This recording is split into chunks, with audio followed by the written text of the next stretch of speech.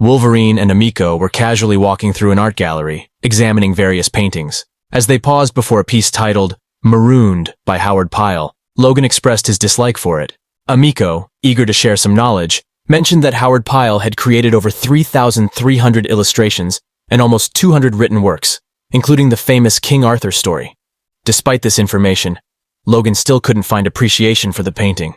Amiko added that Pyle had also mentored artists like N.C. Wyeth and Frank Schoonover, but Logan remained unimpressed, admitting he'd never heard of them.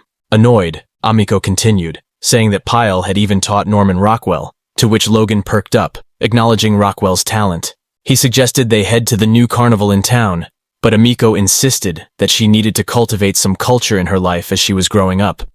As they wandered the gallery, Logan's attention was caught by another painting.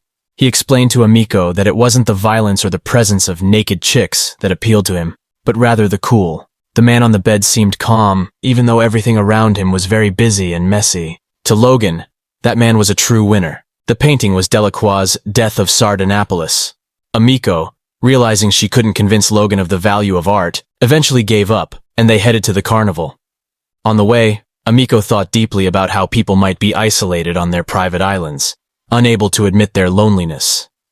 At the carnival, they found themselves in the tunnel of horror, watching a werewolf battle a man. Logan couldn't resist commenting that he could teach the werewolf a thing or two about using claws. Amiko playfully urged him to say it louder, but Logan saw no need to hide his mutant abilities. Logan tried his hand at the baseball toss game to win Amiko a prize. A woman in the crowd remarked that he looked like a werewolf, irritating him. Determined to prove her wrong, Logan knocked down all the bottles but wasn't awarded the prize. He got really frustrated and decided to talk to the person who was running the game. Amiko, feeling thirsty, urged him to let it go, and they left. As they walked through the carnival, Logan shared some of the challenges of being a mutant, acknowledging that he sometimes disappointed Amiko. Curious about a crowd forming, Amiko insisted they investigate and discovered a freak show. Logan wasn't interested, but Amiko thought they deserved support since it was their livelihood. He gave her money and waited at the roller coaster. When Amiko returned after the roller coaster ride, she revealed she hadn't gone in. She'd only given the money to the showman.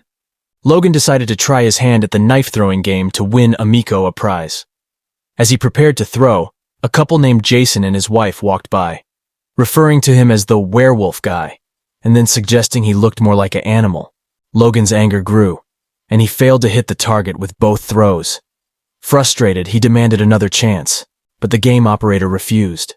Logan got madder, and he grabbed the person who was running the game, which made them argue. Amiko, fearing for Logan's outburst, tried to calm him down. In the process, she accidentally crashed into the game, knocking down all the prizes. With the crowd making fun, Logan threw the last knife. As he did, many people gathered around him, and in the noise, Amiko ran away. Panicking, Logan pushed through the crowd, hearing Amiko's scream. He chased after her, but found her sitting on the ground, crying. As he approached, she got up and ran off once more. Logan followed her quickly because he really wanted to find her. Later, Logan found himself in a bar, drinking to forget his sadness. The memory of Amiko running away from him on the lonely beach stayed in his mind. In the end, all the feelings made him very tired, and he fell asleep at the bar. When Logan finally woke up, he found himself alone on an empty beach, with no signs of Amiko or any other presence around him.